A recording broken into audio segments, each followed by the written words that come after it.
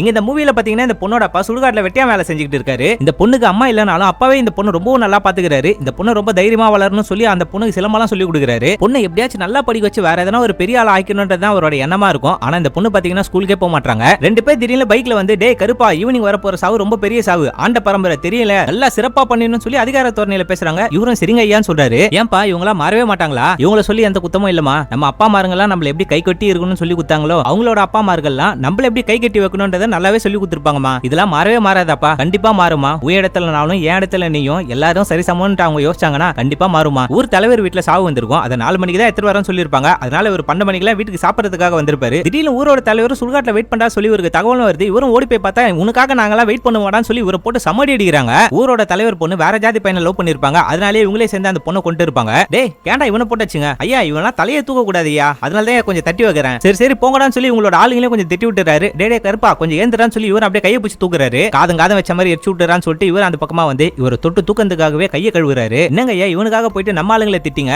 டேய் இவனும் ஓடி போயிட்டான்னு வச்சுக்கேன், இந்த வேலை நீ செய்வியா? நான் அனுமதி கொடுக்கவே தான் இவனுங்களும் போட்டு அடிச்சானுங்க. நான் அனுமதி கொடுக்கவே தான் இவனா அந்த வேலையை செய்யறான். புரியுதா? இந்த பொண்ணு அப்பாக்காக சாப்பாடு தூக்கிட்டு வராங்க. ஏமா தினமும் ஸ்கூல் போக மாட்டேன்னு சொல்லி இவரும் ரொம்ப ஒரு மாதிரியா கேட்கிறாரு. ஸ்கூல்ல எல்லாரும் போல இந்த பொண்ணுக்கு ஒரு ஃப்ரெண்ட் இருக்காங்க. அவங்க கூட இவங்க ரொம்ப சந்தோஷமா தான் உட்காந்து எல்லாம் சாப்பிடுவாங்க. ஆனா ஸ்கூல்ல இருக்க டீச்சர் பாத்தீங்கன்னா இவங்க கிளாஸ் உள்ள வந்ததுமே டாய்லெட் ரொம்ப அடப்பா இருக்குன்னு நினைக்கிறேன், போயிட்டு கிளீன் பண்ணி சொல்லி இந்த பொண்ணு அனுப்பிச்சு வைக்கிறாங்க. இந்த பொண்ணு சாப்பிடுறதுக்காக மிட்டாய் குத்தா யாருக்கிட்ட என்ன வாங்கினேன்னு தெரியாது, இவ கூட எல்லாம் போய் நீ பழகி நிக்கிறேன்னு சொல்லி அவங்க அம்மாவும் பயங்கரமா திட்டுறாங்க. கிளாஸ்ல அவ்வளவு பொண்ணுங்க இருந்தே இந்த பொண்ணு கூட யாருமே பேச மாட்டாங்க. தனிமையா தான் இந்த பொண்ணு உட்கார்ந்து இருக்காங்க. ஸ்கூல்ல இந்த பொண்ணு தீண்டாமையால உதகிறதுனால தான் அப்பா கிட்ட போய் சொல்லிட்டு இவங்க ஸ்கூலுக்கே போகாம இருப்பாங்க. இங்க பாருமா உன்னை கஷ்டப்படுத்துறாங்களா, உனக்கு கோவம் வருதா, ஓரமா போய் முடங்கி உட்காந்துராத. அதுக்காகவே நீ வெறித்தனமா படிக்கணுமா, வெறித்தனமா படிக்கணும். என்ன ஆனாலும் சரிமா, நீ நல்லா படிச்சு முன்னேறி காமிச்சுன்னு வச்சுக்க, நீ அவங்களுக்கு கொடுக்குற சரியான பதிலடியா இருக்குமா. அது கடவுளோ தலைவனோ யாரும் வந்து நம்மளுக்காக உதவி எல்லாம் பண்ண மாட்டாங்க. நம்மளோட படிப்பு தான் நம்மளுக்கு உதவி பண்ணும். தயவு செஞ்சு படிமான்னு சொல்லி ஒரு மோட்டிவேஷனாவும் பேசுறாரு. இவங்க அப்பா இந்த மாதிரி சொன்னதுல இருந்து இந்த பொண்ணு பயங்கரமா படிக்கிறாங்க. எக்ஸாம்லயும் நல்ல மார்க் எடுக்கிறாங்க. பப்ளிக் எக்ஸாம்காக இந்த பொண்ணு நைட் ஃபுல்லா வெறித்தனமா படிப்பாங்க. காலையில அவங்க அப்பா கிட்ட போயிட்டு வரேன்னு சொன்னா அவங்க அப்பா காலையில இறந்து போயிருப்பாரு.